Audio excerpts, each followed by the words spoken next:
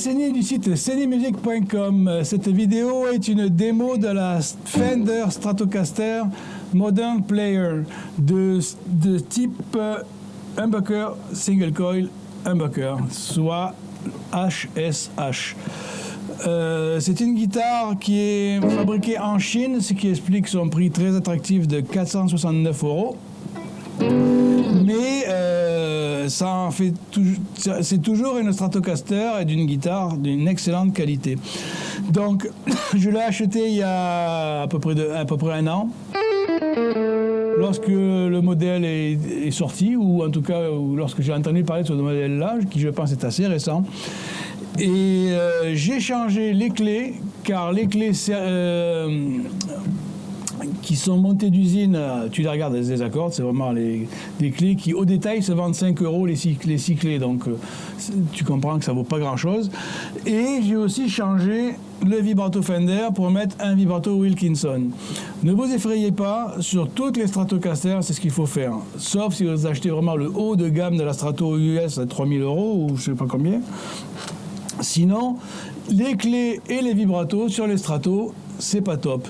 Y compris et même si sur les guitares US, ils mettent des clés autobloquantes de bonne qualité, ils ont toujours leur maudit vibrato qui, d'après moi, ne vaut pas grand-chose. Et je sais pas pourquoi ils améliorent pas leur vibrato pour faire quelque chose d'équivalent à Wilkinson ou Floyd Rose. Et ils en sont tout à fait capables. C'est peut-être pour regarder l'esprit de la guitare telle qu'elle est depuis le début, car elle n'a pratiquement pas évolué.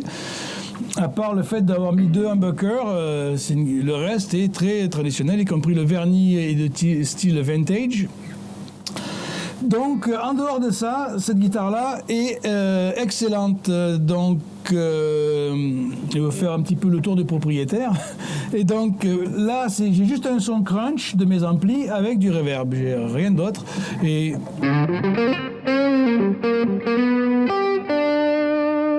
comme vous voyez, elle a un super son. Et en plus, c'est du bourbon. Je suis un peu spécialiste pour régler les guitares. Je l'ai mis vraiment... elle est vraiment au ras du ras. Elle ne peut pas être plus bas, mais elle ne frise pas. Et elle a un sustain et une...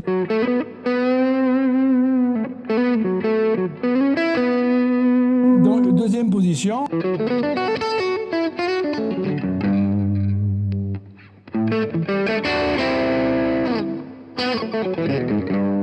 Et la fameuse position.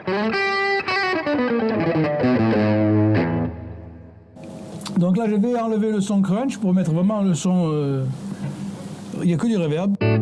Le son clair de la guitare tel qu'il est. Donc là, c'est la position... Donc vous voyez, elle a un son très, très rond, très jazz. On peut faire quand même... Bon, après ça, c'est avec des pédales, on peut changer complètement le son, mais... Alors, après la deuxième position... Troisième position... Quatrième... Et la dernière position... Donc, comme vous pouvez vous rendre compte, il y a une grosse différence de volume entre les positions de micro individuelles et les positions intermédiaires qui sont la position 1 et 2, et puis 2 et 3 en même temps. Donc, je vais régler ce problème qui n'en est pas un, parce que c'est comme ça sur toutes les stratos. C'est de rajouter du compresseur. Et en rajoutant du compresseur, vous allez vous rendre compte qu'il n'y a pas ou peu de différence de volume entre les positions de micro.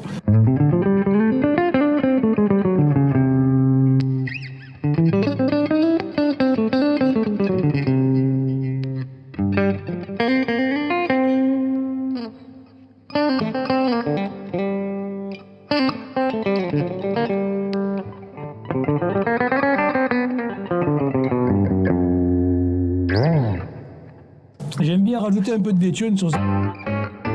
Personnellement, je préfère au chorus.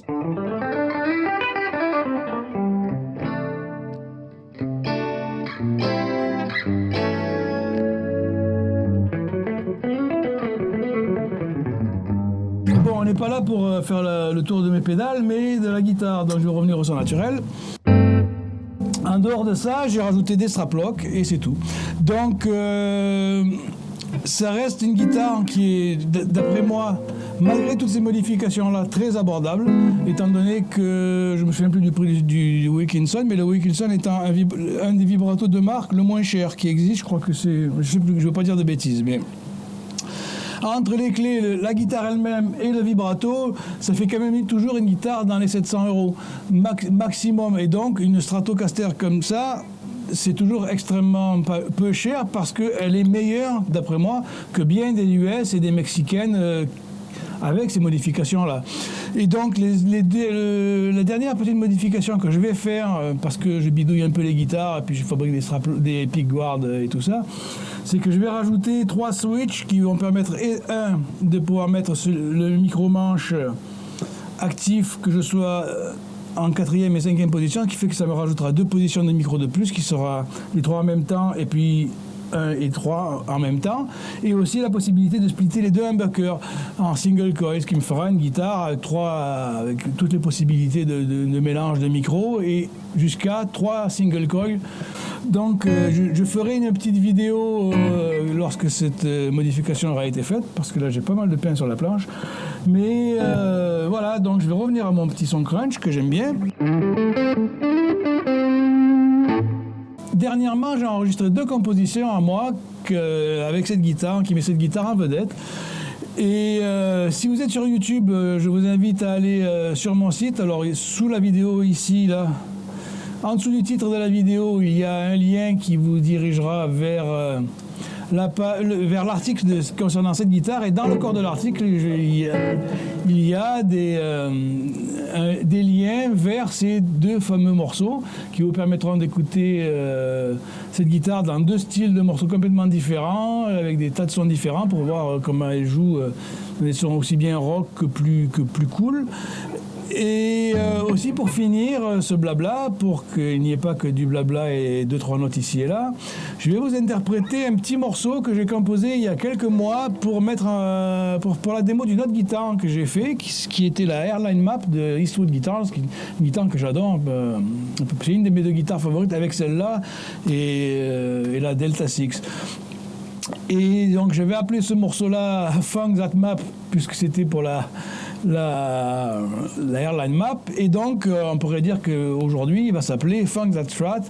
Et voilà, donc je vais utiliser mes sons crunch favoris, et de toute façon pendant que je joue le morceau, je vais inscrire tous les changements de son que j'utilise pour que vous sachiez ce dont je me sers pour arriver à faire tel son. Mais enfin, en gros, c'est le son crunch de l'ampli, le soul food que je rajoute par-dessus le son crunch, donc ça, vite fait.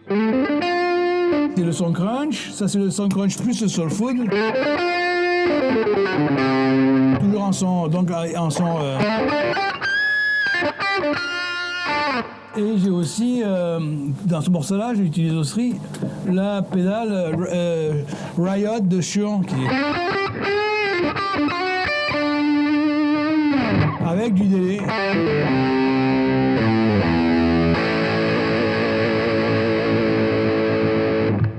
Donc voilà, donc sans plus tarder, Funk That Strat. Je vous remercie d'avoir écouté cette vidéo, et j'espère qu'elle aura pu vous être utile pour vous décider ou pas à acheter cette guitare-là. Et sinon, je vous dis à bientôt pour de nouvelles aventures. Bye.